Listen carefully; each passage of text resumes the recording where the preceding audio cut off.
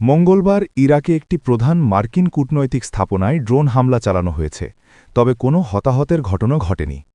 ইরানের বিরুদ্ধে মার্কিন ইসরায়েলি বিমানযুদ্ধের মধ্যে এই হামলা হল। খবর রয়টার্সের দেখা এক মার্কিন কর্মকর্তা এবং পররাষ্ট্র দপ্তরের অভ্যন্তরীণ সতর্কতা অনুসারে এসব জানানো হয়। রয়টার্সের দেখা প্রতিরক্ষা বিভাগের অভ্যন্তরীণ সতর্কতায় বলা হয়েছে, ড্রোনটি বাগদাদ বিমানবন্দরের পাশে বাগদাদ কূটনৈতিক সহায়তা কেন্দ্রে আঘাত হানে এবং একটি গার্ড টাওয়ারের কাছে আঘাত হানে। এতে বলা হয় ভবনটিতে থাকা ব্যক্তিদের নিরাপদ জায়গায় আশ্রয় গ্রহণ করার নির্দেশ দেয়া হয়েছে। একটি পৃথক সতর্কতায় বলা হয়েছে যে এ বিষয়ে সকলের কাছে একটি ব্যাখ্যাও তুলে ধরা হয়।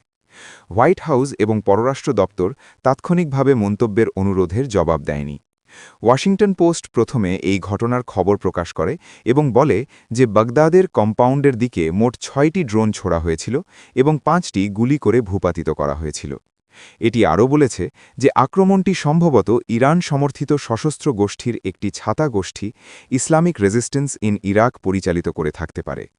ওয়াশিংটন পোস্টের মতে ইরাক এই হামলার নিন্দা জানিয়েছে, কিন্তু ক্ষতিগ্রস্ত মার্কিন স্থাপনার কথা উল্লেখ করেনি।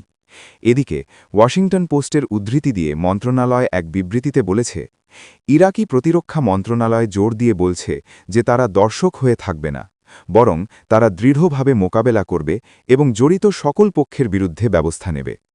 ২৮ ফেব্রুয়ারি থেকে ইরানের উপর আক্রমণ শুরু করে যুক্তরাষ্ট্র ও ইসরায়েল।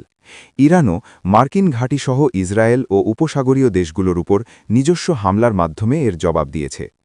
এদিকে ইরানের ইসলামিক রেভলিউশনারি গার্ড কর্পস জানিয়েছে যে মার্কিন ও ইসরায়েলি আক্রমণ বন্ধ না হলে তারা উপসাগরীয় অঞ্চল থেকে তেল সরবরাহ বন্ধ করে দেবে।